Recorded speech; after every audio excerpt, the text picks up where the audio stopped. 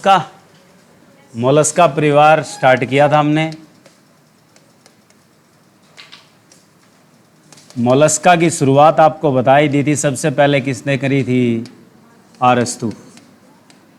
इसके बारे में अगर कभी भी बात आए, सबसे पहले उल्लेख किसने किया? तो ये बात किसने कही थी? अरस्तु ने। यानी इनको कोमल शरीर वाले जंतु कहा जाता है, सॉफ्ट बॉडी एनिमल्स कहा जाता है, सॉफ्ट बॉडी एनिमल फाइलम भी कहा जाता है। किसको? मोलस्कल को। और ये जो नामांकन दिया गया, यानी इसका पंडित कौन बना, यानी इसका नोमेनक्लेचर किया, नॉमिनेट किया, इस टर्म को बनाया, वो कौन था आपके पास? वो था जॉनस्टन। ठीक है, तो दो बातें इंपॉर्टेंट है। जॉनस्टन को कोई नहीं पूछता, इंपॉर्टेंट ऊपर वाला है कि कोमल शरीर वाले जंतु जो मंद गति से चलते हैं, अधिकांश समुद्री होते हैं, वो कौन से संघ के प्राणी हैं? मोलस्का। ठीक है, अब बात आती है कि इनका शारीरिक रूप कैसा होता है, शरीर कैसा होता है। तो पहला पॉइंट तो फिक्स है, क्या लिखोगे आप लोग? ये ज़्यादातर क्या होते हैं? बहुकोशिकीय है, यानी मल्टी सेलुलर होते हैं। और किस सतर के होते हैं? उत्तकीय, यानी टिश्यू लेवल के एनिमल हैं। उसके बाद बात आती है, चाहे ले गए आगे, चलो फिर थंडरबोल्ट कर ही देते हैं, थैंक यू।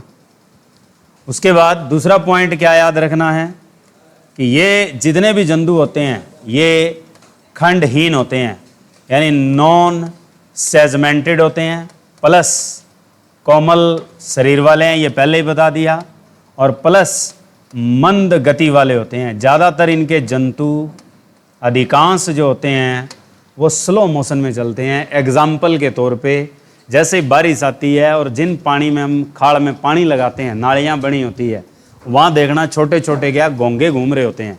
तो वो गोंगे क्या चलते हैं आपके? बिल्कुल ही मंद गति से चलते हैं। गोंगे तो देखे होंगे, ठीक है, जिन्हें हम यूनियो कहते हैं। ठीक है, उसके बाद तीसरा पॉइंट याद रखना है कि इनमें एक तरह की क्या पाई जाती है? सिमेट्री। तो सममिति कैसी होती है? ये सबसे इंपॉर्टेंट क्वेश्चन बन जाता है इसके साथ का। तो कैसी सममिति होती है? द्विपार्श्वीय होती है, यानी बाइलैटरली होते हैं ये। बाइलैटरली के अलावा कुछ ऐसे जंतु होते हैं जिनमें असममिति पाई जाती है। तो क्वेश्चन आता है, इनमें जो अनसिमेट्री होती है, असममिति मिलती है, वो कौन सी असममिति होती है? तो आपने एक वर्ड याद रखना है, कौन सा? टॉर्सन। कि टॉर्सन असममिति पाई जाती है, और खास तौर पे कौन से जंतु में देखने को मिलती है? यह वैसे मैंने कल बताया भी था आपको कि टॉर्सन जो मिलती है वो खास तौर पर एग्जाम्पल आता है कॉम्पिटिटिव एग्जाम में, तो वो किसका आता है? ऑक्टोपस का आता है। याद रख लेना कि जो अनसिमेट्री ड्यू टू टॉर्सन, यानी asymmetry due to torsion is carried by mollusca phylum in which animal? तो दैट्स बी द ऑक्टोपस। वो कौन सा एनिमल आपका? ऑक्टोपस है। तो ये हुई सम्मिति। फिर शरीर आ गया, खंडहीन, कोमल और मंदगति वाले होते हैं, बहुकोशिकीय, और कैसे होते हैं? उत्तकीय स्तर के होते हैं। उसके बाद इंपॉर्टेंट बात आती है इनके तंत्र की, कि तंत्र कैसे होते हैं। तो सबसे इंपॉर्टेंट होता है इनका सर्कुलेटरी सिस्टम। कौन सा सर्कुलेटरी सिस्टम? ब्लड, यानी रक्त का जो परिसंचरण तंत्र होता है, रक्त परिसंचरण तंत्र पहले तो याद रखना होता कैसा है? तो ओपन होता है, यानी खुला होता है। खुला भी होता है और विकसित होता है, यानी वेल डेवलप्ड होता है। और जो इनके रक्त का रंग है वो कैसा होता है? तो रुधिर रंग, जैसे मैंने कल बताया था कि जो रुधिर का रंग मिलता है, रक्त का जो रंग मिलता है, वो कैसा कैसा हो सकता है? वो आपके पास नीला, प्लस कैसा हो सकता है? हरा, प्लस कैसा हो सकता है? लाल। और कुछ ऐसे जंतु होंगे जिनमें रुधिर या रक्त कैसा मिल सकता है? रंगहीन। जो इनके रंग होते हैं रुधिर या रक्त के, वो किसके कारण होते हैं? ये क्वेश्चन आता है कि इनके रुधिर का रंग किसके कारण होता है? यानी colour of blood is due to which pigment? कि कौन सा ऐसा वर्णक है जिसके कारण इनके रक्त का रंग होता है। तो मैंने कल लिखवाया था, क्या वर्ड बोला था, हेमोसियानिन, कि हेमोसियानिन के कारण इनके रक्त का रंग जो पाया जाता है वो कैसा पाया जाता है, या तो नीला होगा या हरा होगा या कैसा होगा, लाल। उसके बाद एक ट्रिपल स्टार क्वेश्चन कह दो या 5 स्टार कह दो। ऊपर वाला क्वेश्चन भी इंपॉर्टेंट है कि इनका परिसंचरण तंत्र कैसा होता है। पहले याद रखना, खुला ओपन ब्लड सर्कुलेटरी सिस्टम होता है। Blood colour is caused by which pigment, तो वो क्या है, वर्ड हेमोसियानिन। उसके बाद अब 5 स्टार क्वेश्चन क्या आता है कि इनके शरीर पर, जो इनका शरीर है वो किससे ढका होता है। तो इनका शरीर एक पतली झिल्ली से ढका होता है, उसे कहते हैं, इनका शरीर जो है वो एक पतली झिल्ली से ढका रहता है। तो उस झिल्ली को नाम क्या दिया जाता है, ये क्वेश्चन इंपॉर्टेंट बनता है 9वीं कक्षा के लिए, कि देयर बॉडी कोटिंग बाय और layering by a thin membrane, that membrane is called to be, तो उसे वर्ड दिया जाता है मेंटल। सबसे इंपॉर्टेंट क्वेश्चन है ये, कि उस मेम्ब्रेन को हम किस नाम से जानते हैं, मेंटल के नाम से जानते हैं। तो क्वेश्चन आता है कि मोलस्का के प्राणियों का शरीर पतली झिल्ली से ढका होता है, उसे क्या कहते हैं, तो उसे क्या कहते हैं, मेंटल। अब इनके ऊपर एक कठोर कवच मिलता है, ये भी पॉइंट याद रखना है कि इनके ऊपरी भाग पर, ये आपने देखा भी है, ये एक्सपेरिमेंट, तभी तो मैंने कहा है कि वो गूंगे तुम नंगी आंख से देखते हो, और कभी उनको पकड़ के देखना, वो ऊपर से क्या मिलेंगे आपको, कठोर। दवा मत देना, मर जाएंगे बेचारे, ठीक है। तो उसको बस पकड़ के देखना। कई बार आपने देखा होगा, हम रेती सीमेंट लगा के और रेती लगा के ये लिपाई करते हैं, तो जो रेती लेके आते हैं उसमें छोटे छोटे शंख निकलते हैं। बड़े शंख तो होते नहीं, छोटे शंख होते हैं। तो वो छोटे शंख क्या है, कवच है। तो उस कवच को कुछ कहा जाता है, ठीक है, उसको क्या कहते हैं, सेल। और वो बना किससे होता है, अब मंदिर में जो शंख बजते हैं वो किससे बने होते हैं, मंदिर में शंख बजाए जाते हैं तो वो किससे मिलते हैं, सीप से मिलते हैं, ठीक है, कि जो एक सीप होता है, यूनि होता है, उससे उनको प्राप्त किया जाता है। तो इनके ऊपरी परत जो कठोर संरचना में होती है, कि ऊपरी परत जो कठोर या जटिल संरचना होती है, उसे क्या कहते हैं। इनका जो शरीर है पहले तो पतली झिल्ली से ढका हुआ है, फिर बाहरी जो परत होती है, इनके ऊपरी परत जो कठोर संरचना होती है, उसे क्या कहते हैं, उसे हम लोग क्या कहते हैं, या तो उसे एक हिंदी में नाम दे दो कवच, या उसे इंग्लिश में वर्ड दे दो क्या, सेल। तो इंग्लिश का ही वर्ड आता है, हिंदी वाला नाम नहीं आता कभी भी, इंग्लिश वाला ही शब्द लिखा मिलेगा आपको क्या, सेल। तो इनके बाहर जो कठोर संरचना होती है वो क्या होती है, सेल। और ये जो सेल बनी होती है ये कैसी होती है आपकी, एक ही वर्ड याद रखना है, चूनेदार होती है। चूनेदार का मतलब क्या हुआ, कैल्शियम कार्बोनेट और सितलिका से बनी होती है। चूनेदार मेन होती है, चूनेदार का मतलब है कैल्शियम कार्बोनेट की अधिकता होती है इनमें, और इसीलिए इनके कंकाल को एक नाम दिया जाता है स्पेशली कैल्केरियस ओसिकल्स। इनका जो कंकाल होता है उसके लिए एक वर्ड याद रखना, जहाँ कैल्शियम कार्बोनेट की मात्रा ज़्यादा होती है तो इसलिए कंकाल को क्या कहा जाता है, तो इनके कंकाल को कैल्केरियस ओसिकल्स, तो ये ओसिकल्स कहलाते हैं। आगे वाला वर्ड मत याद रखो, चाहे कैल्केरियस वर्ड मत याद रखना। ये क्वेश्चन आता है कि इनका कंकाल क्या कहलाता है, तो इनका कंकाल क्या कहलाता है, ओसिकल्स कहलाता है। और ख़ास तौर पर इनके स्केलेटन में अमाउंट किसकी ज़्यादा होती है, कैल्शियम कार्बोनेट की।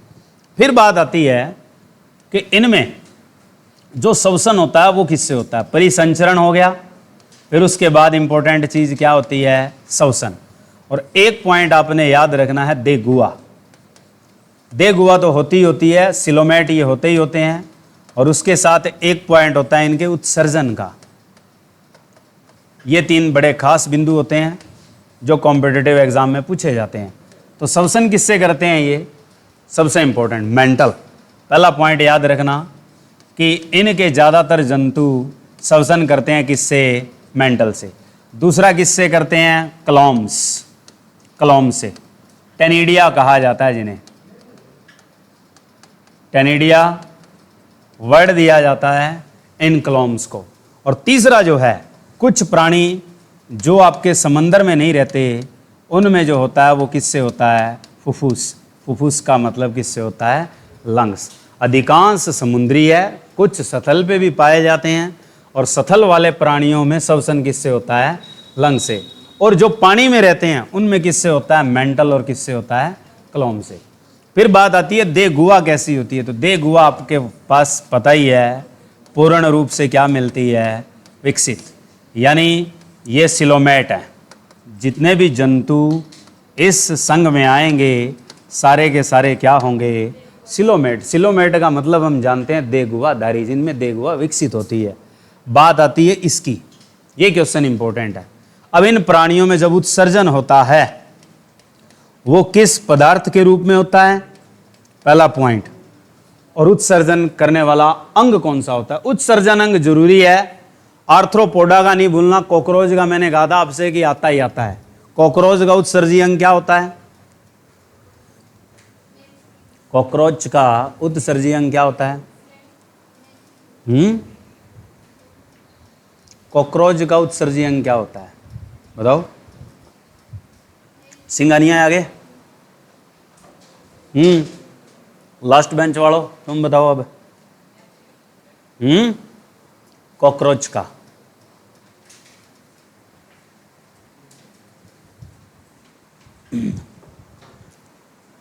उसको स्पेशल वर्ड दिया जाता है, लिखवा रखा है मैंने, है अच्छा। आर्थ्रोपोडा में फ्लेम सेल होती है, लिखवाई थी मैंने अच्छे से, मेलपिगियन ट्यूब और ग्रीन ग्लैंड्स, ठीक है। तो ऐसे ही क्या है, उत्सर्जी अंग यहाँ याद रखना है। इनमें क्या होती है, या तो वर्ड मिलेगा तुम्हें नेफ्रिडिया, या वर्ड तुम्हें हिंदी का एक लिखा मिलेगा वृक्कक। वृक्कक की जगह एक हिंदी का अलग शब्द यूज करता है, और वो शब्द क्या है, अधि उत्सर्गिकाएं। ये वर्ड आता है कि इनमें उत्सर्जन अंग जो पाया जाता है वो क्या पाई जाती है, उत्सर्गिकाएं पाई जाती है, जिन्हें हम वर्ड में क्या लिखते हैं, नेफ्रिडिया। वैसे नेफ्रॉन है हमारे लिए, इनमें वर्ड क्या लगता है, नेफ्रिडिया। और उत्सर्जित जो पदार्थ होते हैं वो क्या होते हैं, ये जरूर याद रखना है। उत्सर्जित पदार्थ मोलस्का के जब भी पूछे जाएं तो मोस्ट इंपॉर्टेंट क्वेश्चन बन जाता है। ये ज़्यादातर या तो क्या छोड़ते हैं, यूरिक एसिड। यूरिक एसिड के अलावा जो ये फेमस है ग्रुप, वो किसके लिए है, वो इसके लिए है, अमोनिया। अमोनिया के लिए फेमस माना जाता है इस ग्रुप को, कि ये जो समूह या ये जो संघ है जंतुओं का, कौन सा ऐसा उत्सर्जित पदार्थ छोड़ते हैं। तो क्या छोड़ते हैं, अमोनिया। अमोनिया क्या है, लास्ट बेंच वाले भाग्य के, तुम बताओ अमोनिया क्या है, अमोनिया क्या चीज़ है। हाँ आप लोग बताओ इधर से, अमोनिया क्या है, क्या होती है अमोनिया। अमोनिया एक गैस है, और इसी अमोनिया गैस की प्रॉपर्टी तैयार होती है जब हम खेत में यूरिया छिड़कते हैं, ठीक है, अमोनियम कार्बोनेट। अब बात आती है हमारे पास, श्वसन हो गया, देगुआ हो गई, उत्सर्जन हो गया, कंकाल तंत्र हो गया। अब बात आते हैं लैंगिक के ऊपर, कि ये लैंगिक कैसे होते हैं। लैंगिक दोनों ही होते हैं, याद रखना। ये आपके पास अधिकांश एक लिंगी होते हैं, कुछ प्लस वर्ड लिख लेना, कुछ द्विलिंगी होते हैं। तो आपके पास ये डायोसियस और मोनोइसियस दोनों हैं। एक लिंगी में आपके पास वर्ड क्या लगाओगे, डायोसियस, और द्विलिंगी में वर्ड क्या लगाओगे, मोनोइसियस। यानी द्विलिंगी जहाँ वर्ड लगता है, इसमें एक शब्द और लगाया जा सकता है कि ये कैसे होते हैं, उभयलिंगी। फिर बात आती है कि इनमें निषेचन कैसा होता है। ज़्यादातर निषेचन मोस्टली कैसा होता है, आंतरिक होता है। यानी फर्टिलाइजेशन जो होती है वो कैसी होती है, इंटरनल होती है। और फिर बात आती है कि इनके अंदर जो शिशु प्रावस्थाएं पाई जाती है वो कैसी होती है, यानी एक तरह से लार्वा, या जिसे हम शिशु प्रावस्थाएं कहते हैं, लार्वल स्टेजेस। लार्वल स्टेजेस सबसे इम्पोर्टेंट इनमें जो मानी जाती है वो कौन सी मानी जाती है, तो वो मानी जाती है विल्जर। विल्जर जो है ये आपके पास सबसे इम्पोर्टेंट लार्वावस्था होती है। दूसरी याद रख लेना वो ट्रोकोफोर में आती है, और तीसरी ग्लाइको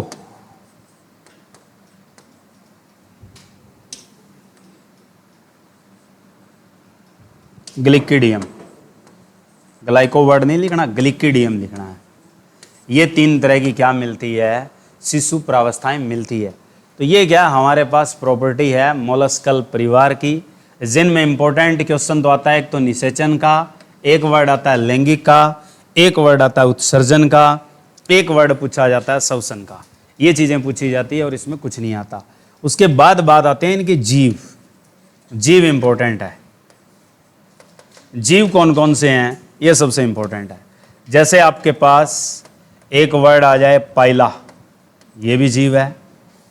दूसरा आ जाए जैसे क्या है ऑक्टोपस, ये भी फेमस जीव है इसका। उसके बाद सीप, एक आता है सीपिया, एक आता है डोरिस, एक आता है आपके पास समुद्री खरगोश। समुद्री खरगोश, समुद्री खरगोश के ब्रैकेट में लिख लेना कुकुमेरिया। कुकुमेरिया वर्ड भी कहा जाता है इसको, ठीक है। डेंटेलिया, डेंटेलिया ये भी वर्ड है। हेलिक्स, हेलिक्स भी आता है। लाइमेक्स भी आता है, ठीक है। ये हमारे क्या हैं, इसके जंतु हैं, ठीक है। पिंक टाडा आता है, कोमा लगा के लिख लो पिंक टाडा। पिंक टाडा का मतलब होता है पर्ल ऑयस्टर, अभी बताएंगे। तो ये आपके क्या है, कुछ जंतु है। कटल फिश, कटल फिश भी वर्ड आता है जिसे सीपीआई कहते हैं, ठीक है। तो इनके उपनाम भी होंगे और ये किस किस नाम से जाने जाते हैं वो इंपॉर्टेंट है, जिसमें सबसे ज़्यादा क्या है, ये आता है। एक आता है कुंडलिनी, ये फेमस है सबसे ज़्यादा। कुंडलिनी एसएससी बहुत पूछती है। कुंडलिनी क्या होता है आपके पास, उद्यान गोंगा होता है, ठीक है। एक साधारण गोंगा पूछा जाता है। साधारण गोंगा क्या होता है, यूनियो, जिसे हम सीप कहते हैं। अब बात आती है कि इनके उपनाम से क्या क्या इंपॉर्टेंट है। आप वर्ड लिखना पहला पाइला, पाइला भी वर्ड लिखा होता है और यह लगा के पाइला भी लिखा होता है। होता क्या है, इसको क्या कहा जाता है, सबसे इंपॉर्टेंट क्वेश्चन है, एप्पल स्नेल कहा जाता है। यह सबसे ज़्यादा आता है। Which be the apple snail, apple snail किसको कहते हैं, पाइला को। इसका और उपनाम क्या है वो सबसे इंपॉर्टेंट है। इसे हम सी फीदर कहते हैं, कि सी फीदर का मतलब है समुद्री पंख। समुद्री पंख अलग चीज़ होती है, पंख तारा अलग चीज़ होती है, दोनों में फ़र्क है। समुद्री पंख किसे कहा जाता है, ट्रबिनेला भी वर्ड लगता है इसी के लिए, कि सी फीदर को अगर हम वर्ड लिखें तो किस नाम से जाना जाता है, ट्रबिनेला। ट्रबिनेला कह दो, समुद्री पंख कह दो, एप्पल स्नेल कह दो, और आपके पास क्या होता है, पाइला, ठीक है। ये आपके पास वैसे क्या माना जाता है, अगर इसके लिए वर्ड लगाएं हम एक और, तो साधारण घोंगा।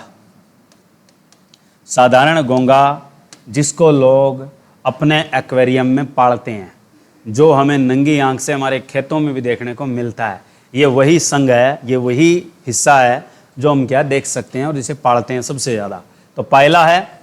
पाइला का बड़ा रूप हो जाए तो इसी से ही क्या प्राप्त किए जाते हैं, शंख। कि जो हमें शंख बजाने को मिलते हैं वो हम किससे प्राप्त करते हैं, इसी पाइला से प्राप्त करते हैं, ठीक है। एक वर्ड आता है यूनियो। यूनियो किसे कहा जाता है, यूनियो बहुत पूछा जाता है। यूनियो कहते हैं हम सीप को। ये सीप भी ज़्यादातर कहाँ मिलता है, तालाब प्लस पोखरों, यानी पाउंड्स में, झील में। जहाँ आपके झील हैं, लेक्स हैं और पाउंड्स हैं, उन इलाकों में नदियों के किनारों पर भी क्या मिलते हैं, आपके यूनियो या सीप मिलते हैं, सबसे ज़्यादा मिलते हैं। उसके बाद आती है आपके पास सीपिया। सीपिया इंपॉर्टेंट है। सीपिया किसको कहा जाता है, जिसके बारे में सबसे पहले जिक्र किया था एरिस्टोटल ने। एरिस्टोटल ने मोलस्का को कोमल जीव किसके आधार पे कहा था, वो इसी के आधार पे कहा था। इसको कहते हैं कटल फिश, कि कटल फिश जो है वो आपके पास किस उपनाम से जानी जाती है, सीपिया के नाम से। वैसे ही ऑक्टोपस है। ऑक्टोपस भी बहुत दाकड़ क्वेश्चन है। ऑक्टोपस का वैसे मैंने नाम लिखवा रखा है तुम्हें। ऑक्टोपस को क्या कहते हैं हम लोग, डेविल फिश। डेविल फिश कह दो, या और क्या कह दो इसे, और क्या कहेंगे हम, डेविल फिश है। इसका दूसरा नाम लिख लेना श्रिंग मीन, हिंदी में श्रिंग मीन। श्रिंग मीन को हिंदी में एक और नाम दिया जाता है बैताल मछली, कि बैताल मछली किस संघ का प्राणी है, यूं पूछता है। या पूछेगा बैताल मछली कहते किसको हैं, तो बैताल मछली किसको कहते हैं, ऑक्टोपस को कहते हैं। ठीक है। उसके बाद आता है आपके पास समुद्री नींबू किसे कहा जाता है। अब वास्तव में समुद्री नींबू है, खाने के लायक नहीं है ये, इसकी शक्ल नींबू के आकार की होती है, इसलिए इसको नाम दे दिया सी लेमन। तो सी लेमन किसको कहते हैं, ये इंपॉर्टेंट क्वेश्चन है। सी लेमन कहते हैं डोरिस को। डोरिस जो है उसको क्या कहा जाता है, सी लेमन। एक आती है सी रेट, सी माइस। सी रेट नहीं, सी रेट पढ़ा दिया एम्फ्रोडाइट को। समुद्री चूया याद रख लेना, समुद्री चूहा। और एक आती है चूया, तो सी माइस। सी माइस किसको कहते हैं, ये सबसे इंपॉर्टेंट है। ठीक है। तो ये कहते हैं काइटन को, क्योंकि काटती है ये चीज़।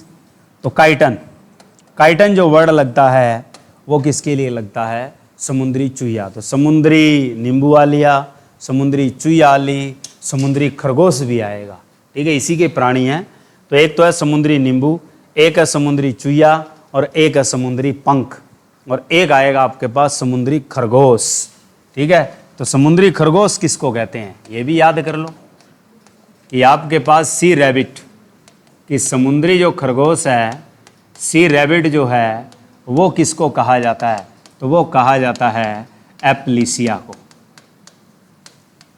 एप्लीसिया को हम किस नाम से जानते हैं, समुद्री खरगोश। एक आता है समुद्री स्लग, बहुत दाकड़ क्वेश्चन है कि समुद्री स्लग किसे कहते हैं। सी स्लग भी बोलते हैं इसको, सी स्लग। कि सी स्लग किसे कहा जाता है, तो सी स्लग खास तौर पर इयोलिस को कहा जाता है। बहुत तगड़ा क्वेश्चन है। इयोलिस को हम किस नाम से जानते हैं, समुद्री स्लग के नाम से जानते हैं। तो ये बहुत सारे ऐसे उपनाम हैं जो सबसे ज़्यादा एग्जाम में पूछे जाते हैं। ऑक्टोपस है, कटल फिश, एक कटला होती है, एक कटल होती है, दोनों में फ़र्क है। ठीक है। कटला आएगी वो तो प्योर क्या होगी, आपकी फ़िश होगी, और कटल जो आएगी ये फ़िश नहीं है, ये क्या चीज़ होती है, मोलस्का परिवार का जंतु है। अब बात आती है, इसी के अंदर ही दुनिया का सबसे बड़ा इनवर्टिब्रेट है, यानी एककशेरुक है। आपसे क्वेश्चन पूछ लिया जाए कि सबसे बड़ा एककशेरुक, यानी आपके पास लार्जेस्ट और giant invertebrate belong to which animal phylum, कि सबसे बड़ा एककशेरुक कौन से जंतु संघ में बैठा है। तो उत्तर तुमने याद रखना है, मोलस्का में बैठा है।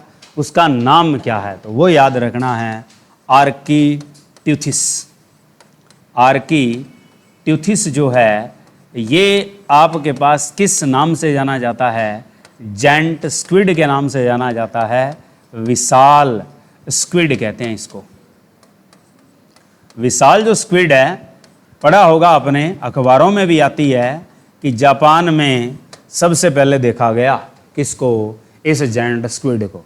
ये क्या है, समुद्र तल में रहता है, ऊपर नहीं आता, कभी भी बाहर के पानी में नहीं आता, बहुत रेयर चांस है। तो जो मोलस्का परिवार का आर्कीट्यूथिस है, इसका वंश क्या है, तो इसका वंश लोलिगो आता है। ये पूछा जाता है कि आर्कीट्यूथिस कौन से वंश में बैठा है, तो इसका जो वंश है वो कौन सा आता है आपके पास, लोलिगो आता। आर्कीट्यूथेडिया भी वर्ड लगता है, लेकिन आपने याद रखना है सिर्फ आर्कीट्यूथिस, या वर्ड आता है सबसे इंपॉर्टेंट क्या, स्क्विड, कि समुद्री जंतु जो अकशेरुक है। देखो कशेरुक और अकशेरुक दोनों में फर्क है, एक इनवर्टिब्रेट है और दूसरे क्या आएंगे, वर्टिब्रेट्स। तो इनवर्टिब्रेट पूछा जाता है सबसे बड़ा कौन सा है, तो वो मोलस्का में है, और कौन सा है, आर्किट्यूथिस, जिसे हम क्या कह सकते हैं, जैंट स्क्विड कह सकते हैं। और ये जैंट स्क्विड ही एग्जाम में पूछा जाता है, मोस्ट इंपॉर्टेंट है। उसके बाद एक आता है पिंक टाडा, जो सबसे इंपॉर्टेंट है। पिंक टाडा को मैंने कल ही लिखवा दिया था, जिसे हम क्या कहते हैं, मोती सुक्ति कहते हैं। कि मोती जो सुक्ति है ये आपके पास किस से प्राप्त होती है, इसको अलग नाम क्या दिया जाता है, कल ही लिखवाया था मैंने, क्या कहते हैं हम लोग इसे, पर्ल ऑयस्टर। तो ये तो क्वेश्चन याद रखना ही रखना है कि पर्ल ऑयस्टर को क्या कहा जाता है, तो इसको क्या कहा जाता है, पिंक टाडा कहा जाता है। और मोती सुक्ति जो शब्द लिखा है ये इसी का ही हिंदी में नाम है, ठीक है। मोती सुक्ति कह दो, इंग्लिश में पर्ल ऑयस्टर कह दो, और किसको कहा जाता है, पिंक टाडा को कहा जाता है। ये सबसे इंपॉर्टेंट पॉइंट थे हमारे पास मोलस्का के। तो ये थी सारी प्रॉपर्टी मोलस्का जंतु की। उसके बाद नेक्स्ट जो संघ आता है, फाइलम आता है, वो आता है तारा मछलियों वाला, जिसको हम क्या कहते हैं, इकाइनोडर्मेटा। कि इकाइनोडर्मेटा जो है सबसे इम्पोर्टेंट, सबसे खास है किसके लिए, कॉम्पिटिटिव एग्ज़ाम के लिए। बहुत दाकड़ क्वेश्चन बनता है यहाँ से कि जो इकाइनोडर्मेटा होते हैं, इकाइनोडर्मेटा, इकाइनोज डर्मेटोस दो वर्डों से मिलकर बना है। तो इकाइनोज और डर्मेटोज का मतलब क्या होता है, तो इकाइनो जो शब्द है इकाइनोज, इसका मतलब क्या होता है, स्पाइन, और डर्मेटोज का मतलब क्या होता है, स्किन, यानी इसका मतलब हुआ कांटेदार त्वचा। तो कांटेदार त्वचा वाले जंतु कौन से संघ से संबंधित हैं, ये क्वेश्चन आता है।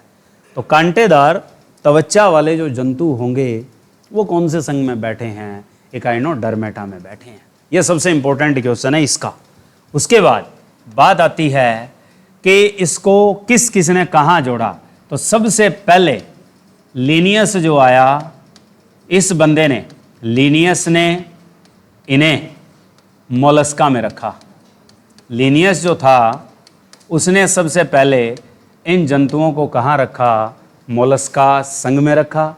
लेकिन एक बंदा फिर आता है लीनियस के बाद, वो आता है लेमार्क।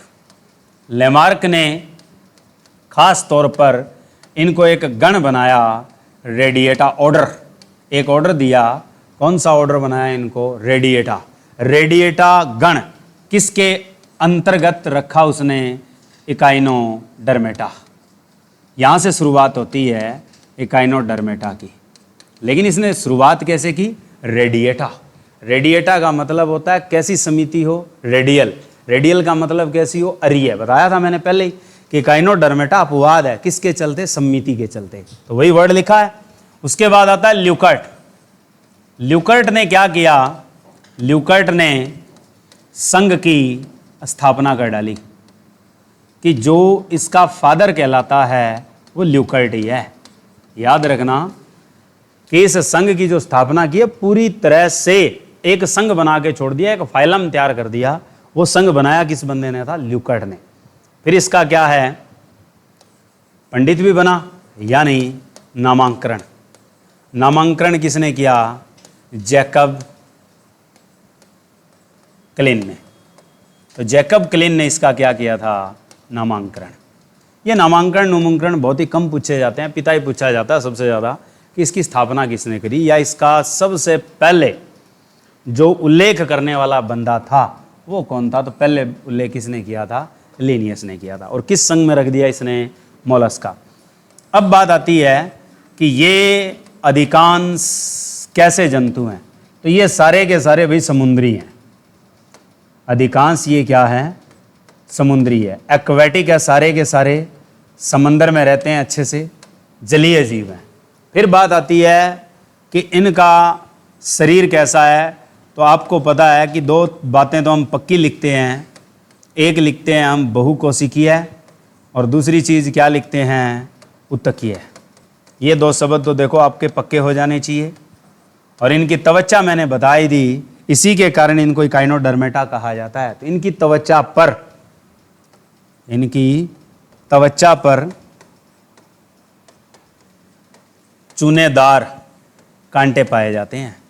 इनकी त्वचा पर जो कांटे होते हैं वो किससे बने होते हैं, चूने से बने होते हैं। यानी कैल्शियम कार्बोनेट का ही मसाला सबसे ज़्यादा होता है इनके पास, कि जितने रहने वाले जंतु हैं पानी में, उनके जितने भी कवच होंगे, कांटे होंगे, वो सबसे ज़्यादा किससे बनते हैं, कैल्शियम कार्बोनेट और सितलिका से बनते हैं। ठीक है। उसके बाद बात आती है देगुआ। तो आपको पता है देगुआ तो होती है, देगुआ होती है, सिलोमेट है, आहार नाल भी होती है। आहार नाल, क्योंकि आहार नाल इनमें होती है, कोई बड़ा इश्यू नहीं है, कोई नहीं पूछता कि एलिमेंट्री कैनल होती है, सिलोमेट है। सिलोमेट का क्वेश्चन आता है कि ये कैसे जंतु है, सिलोमेट है, ये हमने याद रखना है। आहार नाल होती है। बात आती है हमारे पास उत्सर्जन की, ये इंपॉर्टेंट है यहाँ, उत्सर्जन अंग कि स्पेसिफाइड ऑर्गन नहीं होता, याद रखना, ये अपवाद है कि ये ऐसे जंतु हैं इनमें आपके पास एक्सक्रीशन ऑर्गन नहीं है। तो इनमें पक्षियों की तरह क्या पाए जाते हैं, क्लोएका, क्लोएका ट्यूबल्स होती है, क्लोएका ट्यूबल। क्लोएका जो ट्यूब होती है, जिसको हम हिंदी में क्या कहते हैं, अवस्कर नलिका। तो इनमें उत्सर्जन अंग के तौर पे एक नलिका पाई जाती है, अंग नहीं होता। ये अपवाद है यहाँ, ये याद रखना हमने स्पेशल। ठीक है।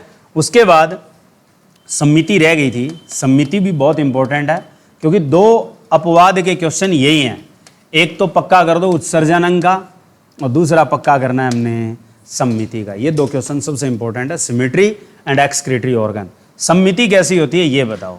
सम्मिति दो तरीके की पाई जाती है, एक होता है परिवर्धन काल। परिवर्धन जो काल होता है जिसे हम क्या कहते हैं, लार्वल स्टेज ऑफ ग्रोथ, यानी लार्वावस्था, कि जब लार्वावस्था चल रही होती है इसकी, उस दौरान इसकी सम्मिति कैसी होती है, ये इंपॉर्टेंट है। उस दौरान इसकी सम्मिति बाइलैटरली होती है, द्विपार्श्वीय होती है, यानी बाइलैटरली होती है। और बाद में कैसी हो जाती है भाई, हाँ यही तो अपवाद है। लार्वावस्था में तो होता है ये द्विपार्श्वीय है, लेकिन जैसे यंग हो जाता है, यानी वयस्क हो जाता है, जवान हो जाता है, तब इसकी सम्मिति बदल जाती है। तो तब वयस्क में सम्मिति कैसी हो जाती है, अरीय। इसीलिए रेडिएटा कहा जाता है इनको। यानी उस दौरान कैसी सम्मिति होती है, अरीय सम्मिति होती है।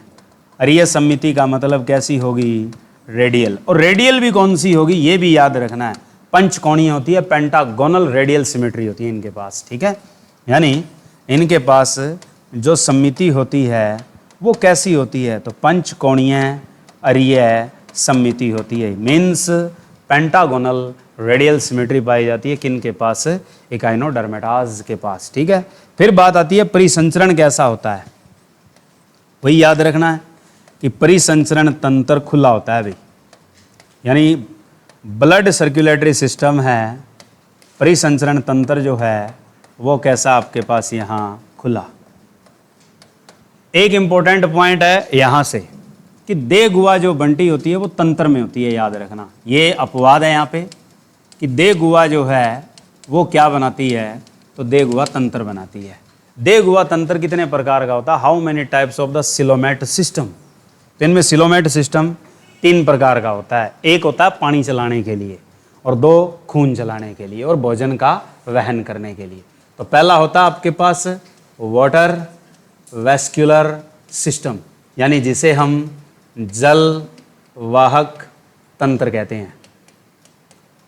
दूसरा होता है आपके पास हिमल, दूसरा आपके पास हिमल सिस्टम।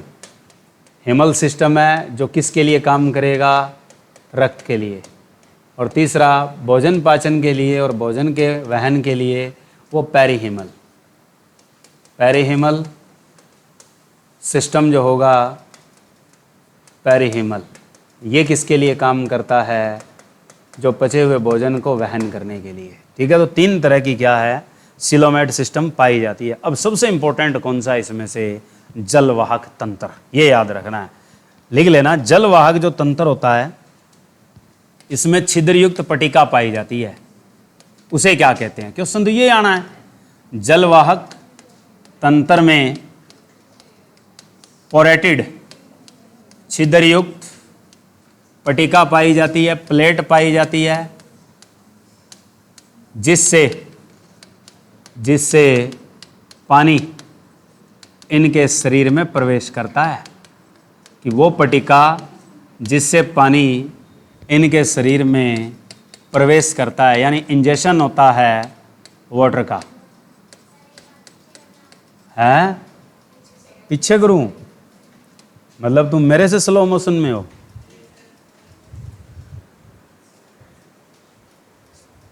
आवाज पे भी ध्यान रखा करो, बोर्ड पे नहीं रखना है। टंग पे भी रखना है, टंग के हिसाब से चला करो, बोर्ड पे बाद में आया करो, क्योंकि हो सकता है पीछे वालों को यहाँ दिखाई कम दे। ठीक है, क्योंकि दूध छान के पीते हो, दिखाई कम ही देगा, ऐसी बात नहीं है। ठीक है, जो बिना छाने दूध पिएंगे उनको दिखाई अच्छा देगा, और जो छान के पिएंगे उनको दिखाई कम देगा, क्योंकि मलाई तो ज़्यादातर छानते हैं। ठीक है, तो मतलब बिल्ले बनो तुम 2 पाँव वाले, तब अच्छा दिखाई देगा। ठीक है, तो उन छिद्र युक्त पट्टिका को क्या कहा जाता है? पोरेटेड जो प्लेट होती है इनकी, उसे क्या कहते हैं? ये खास क्वेश्चन है। उसको कहते हैं मैड्रीपोराइट।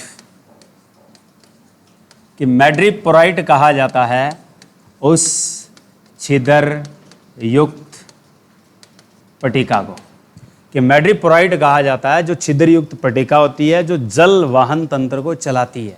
अब एक क्वेश्चन और इंपॉर्टेंट बनता है यहाँ पर कि इनमें एक होता है प्रचलन अंग, प्रचलन अंग।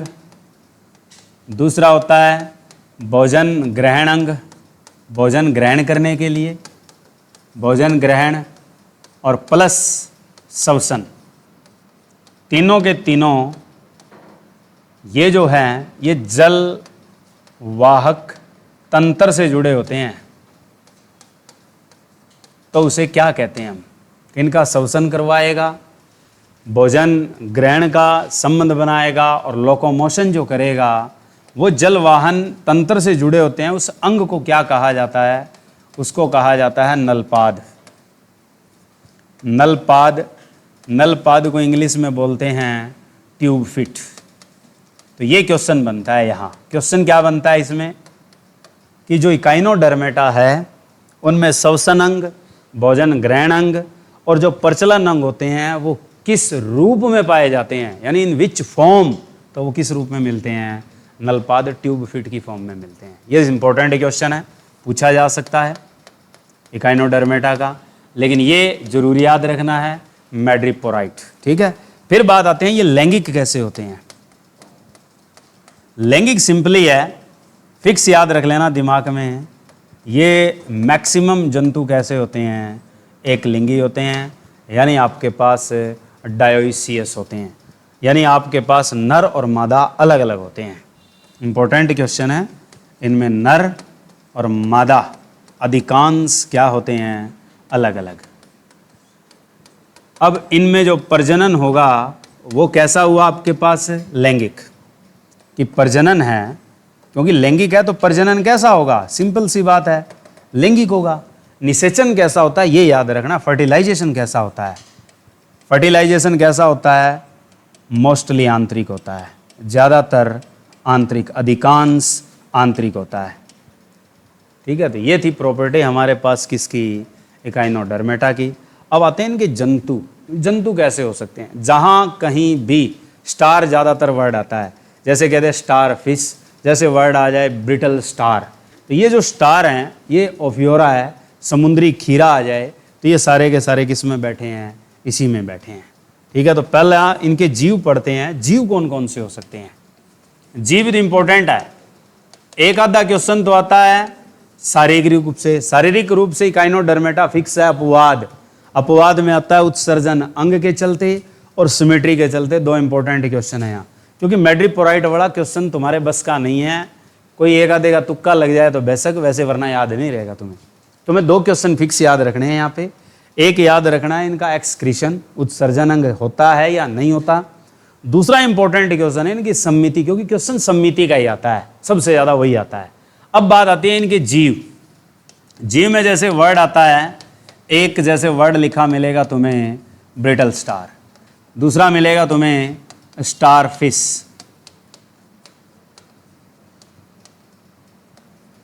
ठीक है, 2 तो बड़े इंपॉर्टेंट है, एक तो ब्रिटल स्टार याद रखना और दूसरा याद रखना स्टार फिश।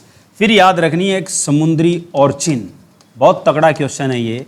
समुद्री ऑर्चिन मैंने वैसे पहले भी लिखवा रखी है, सी ऑर्चिन जिसे कहते हैं। ऐसे ही याद रखना है तुम्हें समुद्री खीरा, समुद्री खीरा। ठीक है, ऐसे ही एक वर्ड आता है थायोन, ऐसे ही एक वर्ड याद रखना है एंटीडॉन। ये डॉन वाला क्वेश्चन सबसे इंपॉर्टेंट है। एक समुद्री ऑर्चिन और एक वर्ड याद रखना है एंटीडॉन। ये 2 सबसे स्पेसिफिक क्वेश्चन हैं जो आपसे पूछे जाएंगे। तो अब आपके पास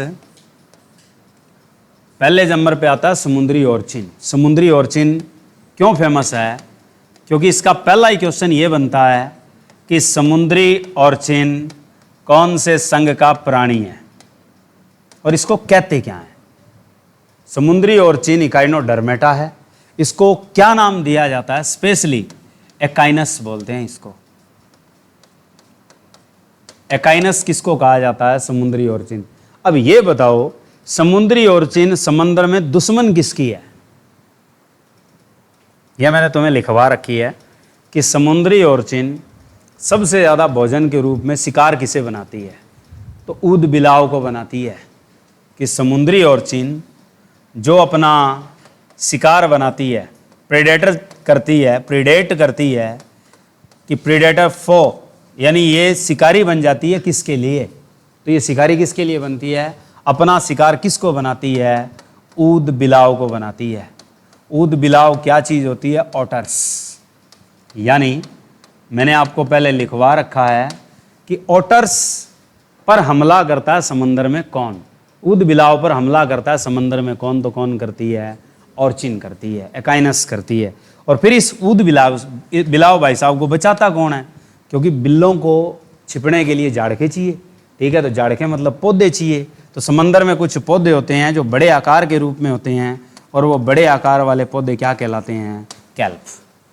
तो कैल्प इन्हें छिपा लेता है। तो यानी यही क्वेश्चन बनता है, ऊद बिलाव का सुरक्षा कवच किसे कहा जाता है? सेफ गार्ड किसे कहा जाता है? तो प्रोटिस्ट कैल्प को कहा जाता है। और ऊद बिलाव होते क्या? ऑटर्स। मारना कौन चाहती है इनको? समुद्री ऑर्चिन। उसके बाद बात आती है कि समुद्री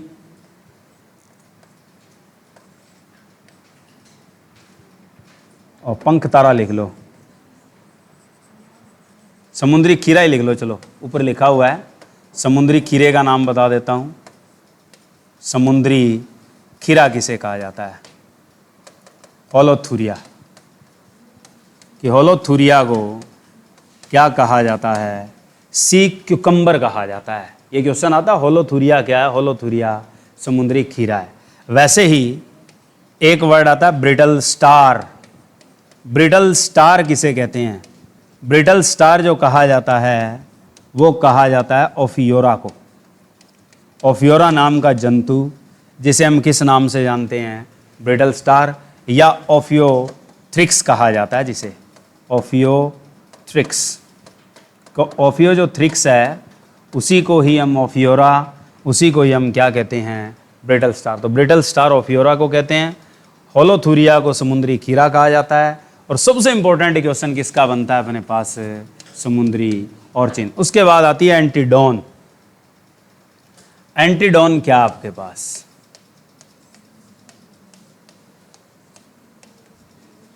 एंटीडॉन को हम पंख तारा कहते हैं, या हम इसे इंग्लिश में वर्ड दे सकते हैं फीदर स्टार। पंख तारा, फीदर स्टार कह दो, या इसे हम फर तारा भी कहते हैं।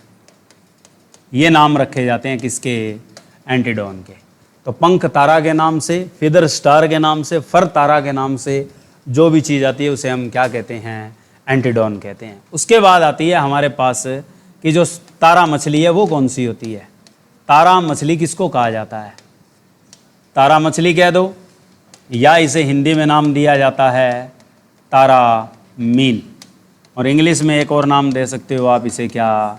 स्टारफिश। तो स्टारफिश किसे कहते हैं? एस्टेरियस को कहा जाता है कि एस्टेरियस। तो एस्टेरियस को हम लोग किस नाम से जानते हैं? तारा मछली। क्योंकि यही क्वेश्चन आते हैं, क्वेश्चन यूँ नहीं आता, क्वेश्चन ज़्यादातर इनके सीधे वर्ड पे आता है। यूँ पूछता है कि स्टारफिश कौन से संघ का प्राणी है, क्योंकि ये तारा मछली होगी, और ऑप्शन पहले नंबर पे दिया होता है फिशिज यानी मत्स्य वर्ग। क्योंकि तुम मछली सोच के निशान किस पे लगाओगे? मत्स्य पे लगाओगे, पर ये मछली नहीं है। ये कौन से वर्ग में बैठी है? एकाइनोडर्मेटा। ठीक है, क्योंकि जो स्टार फिश होती है इसमें असमिति भी पाई जाती है, और स्टार फिश पे क्वेश्चन आता है कि यह अपने टूटे पंख को दोबारा पुनरुद्भवन कर लेती है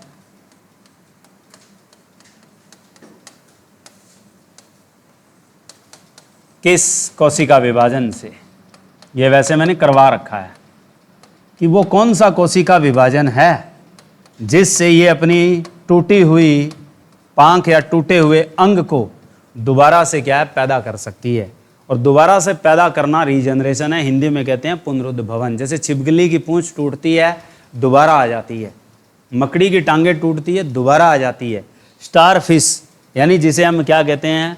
तारा मछली या तारा मीन, इसका भी अगर एक अंग टूट जाए तो वो क्या हो जाता है? दोबारा से रीजनरेट हो जाता है। वापस रीजनरेट करने की ताकत है इसके पास। तो वो कौन से सेल डिवीजन से होती है? ये मैंने आपको बताया हुआ है।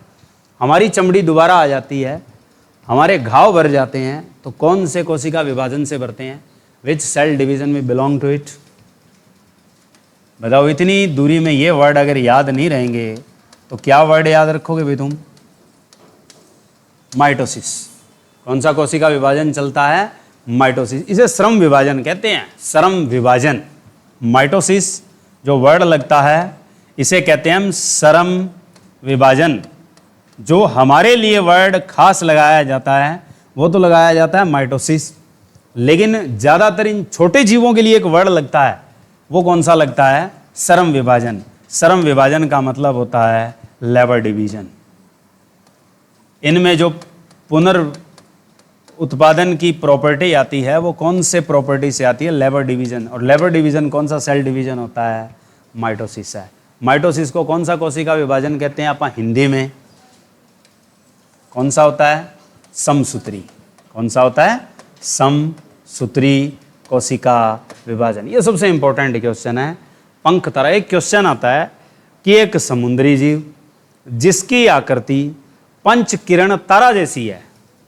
क्वेश्चन आता है ये कि समुद्री जीव जिसकी आकृति पे क्वेश्चन आ जाता है कि जिसकी आकृति पंच किरण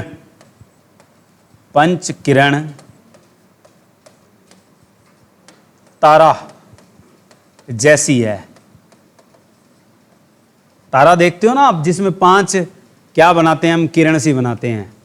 तो वो किस जैसी होती है? वो जीव कैसा है? तो जो हमने ऊपर लिख रखा है वही है। क्या होता है? तारा मछली को कहते हैं। ठीक है, कि जिसकी आकृति पंच किरण तारा जैसी है, मतलब जिससे 5 किरणें हम बाहर निकलती हुई दिखाते हैं। कि जैसे मान लो क्या है आपके पास, यूं नहीं दिखाते आप तारे को शेप ऐसे। तो ये पंच किरण जो क्या है, बाहर हम शेप दिखाते हैं, बाहर निकले हुए त्रिभुज दिखाते हैं, ये आपके किरण। तो कितनी किरण बना देता है वो? 5 किरण। आकृति कैसी बन जाती है? तारा जैसी। तो वो आपका समुद्री जीव क्या होता है? तारा मछली होती है, तारा मीन कहते हैं। तो आपके पास मछली के रूप में सबसे ज़्यादा जो क्वेश्चन आता है 2 वर्ग का आता है। वैसे 3 का आर्थ्रोपोडा में भी पूछा जाता है, जिसमें हमने 2 तो खास लिखवाए हैं। एक होती है आपकी कौन सी? कुटक मछली, करक मछली, कैंप ब्रश कहते हैं। और उसका नाम किससे जोड़ा जाता है? कौन सी मछली से जोड़ा जाता है? नाम क्या उस कीट का, जिसे मछली कहते हैं अपन, चिंगट। ठीक है, दूसरी हमने जो मछली लिखी थी वो लिखी थी सिल्वर फिश, यानी जैसे सिल्वर मॉथ कहते हैं। ये दो वहाँ याद रखने हैं। उसके बाद मोलस्का में आया। मोलस्का में जो मछली के नाम पे आए हैं स्पेशल कौन सा याद रखना है, एक तो सीपिया। सीपिया को कौन सी मछली कहते हैं अपन, कटल फिश।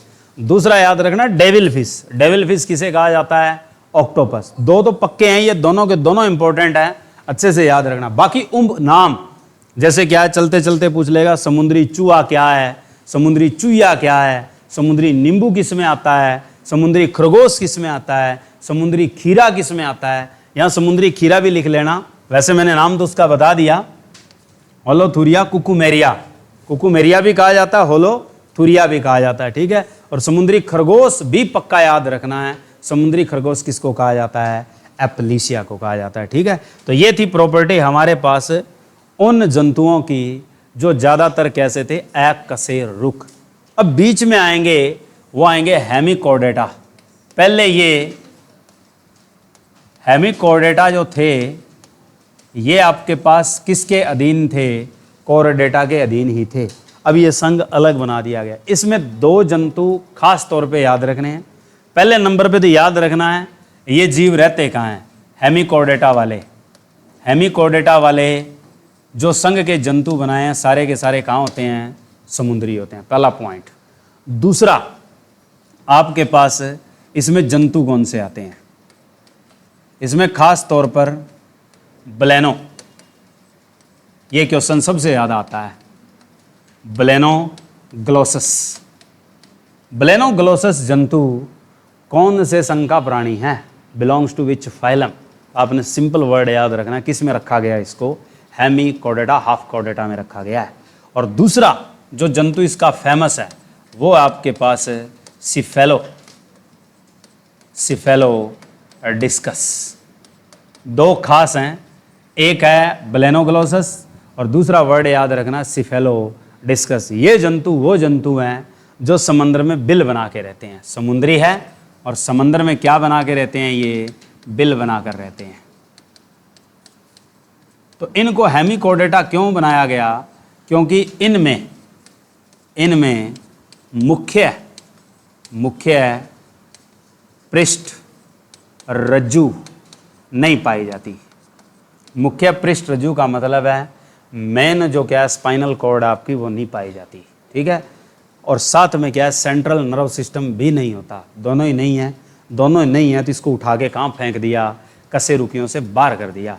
तो कैसे प्राणी बना दिए इन्हें, हेमिकॉर्डेटा। बाकी इनका तंत्रिका तंत्र विकसित होता है, अच्छा, परिसंचरण तंत्र इनका बंद होता है, ठीक है, अधिकांश का, इसीलिए इनको किस नाम में रखा गया, हेमिकॉर्डेटा। उसके बाद आएंगे कॉर्डेटा। कॉर्डेटा में मोस्टली कैसे जंतु पढ़े जाएंगे आपके सारे के सारे, कशेरुकी। कशेरुकी क्या होते हैं, वर्टिब्रेट्स। तो वर्टिब्रेट्स होते हैं वो सारे के सारे क्या होते हैं, कॉर्डेटा होते हैं। कॉर्डेटन एनिमल में आपके पास कुछ मुख्य विशेषताएं आएंगी। तो इसकी विशेषताएं और इसकी स्थापना मुख्य तौर पर बताने वाला जो बंदा है वो कौन है, बेल्फर। ठीक है, कि इसकी जो विशेषताएं बताई और इसकी जो स्थापना करी है वो किस बंदे ने करी है, आपकी वेल्फर ने करी है। ये क्वेश्चन आता है, इंपॉर्टेंट है। और कॉर्डेटा में आपके पास कौन कौन से संघ आते हैं, इसमें वैसे तो क्या है 13 संघ पढ़े जाते हैं, लेकिन हम नहीं पढ़ते, हम पढ़ते हैं सिर्फ 5 ही। कौन कौन से पढ़ते हैं, पहले नंबर का कॉर्डेटन आता है, जो मैंने आपको बताया था किसको पढ़ना है, फिशीज पढ़ेंगे, तो जिसमें मछलियों को पढ़ेंगे, मत्स्य वर्ग। जो फिशीज हैं ये आपके पास कितने वर्ग में बांटी गई है भाई, मछलियां जो है मत्स्य वर्ग है, इसके उपवर्ग कितने हैं, मैंने लिखवाया था। इसमें क्वेश्चन आता है कि जो मछलियां विलुप्त प्राय हैं, जो मछलियां गुम हो चुकी हैं, उन्हें क्या कहते हैं। जो मछलियां गुम हो चुकी है उनको क्या कहते हैं, ये क्वेश्चन आता है एग्जाम में, पैलेकोडर्मी। ठीक है, और जो मछलियां उपास्थियों से बनी होती है उनको क्या कहा जाता है, और जो मछलियां अस्थियों से बनी होती है उनको क्या कहा जाता है। 3 भाग में बांटी जाती है। एक होता है आपके पास ऑस्ट्रियोकथीज, एक होता है कॉन्ड्रियोकथीज और एक होती है पैलेकोड्रमी। ठीक है, तो पैलेकोड्रम जो क्या है विलुप्त हो चुकी है। कॉन्ड्रियोकथीज वो होती है जिनका कंकाल अस्थियों से बना होगा, और ऑस्ट्रियोकथीज वो होगी जिनका कंकाल किससे बना होगा, उपास्थियां यानी कार्टिलेगिनस। ठीक है, ये तो हुआ पहला वर्ग। दूसरा कौन सा पढ़ेंगे आप, डड्डू वाला। ठीक है, वो कौन सा होगा, उभयचर, एम्फीबियंस। तीसरा वर्ग कोडेटा में कौन सा आएगा, सरीसृप, रेप्टाइल्स, ये छिपकली वाला। ठीक है, चौथा कौन सा आएगा, उड़ने वाले। उड़ने वाले कौन से होंगे, एविज, पक्षी वर्ग। और पांचवां जिसमें हम बैठे हैं मैमेलियन, जिन्हें हम क्या कहेंगे, स्तनधारी। तो मैमेलियन है जो आपके पास ये भी बांटे जाएंगे।